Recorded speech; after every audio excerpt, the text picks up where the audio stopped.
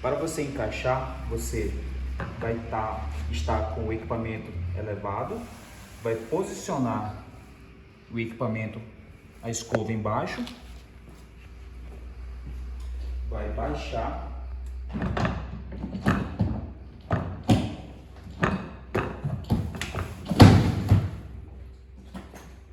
e ligar a escova.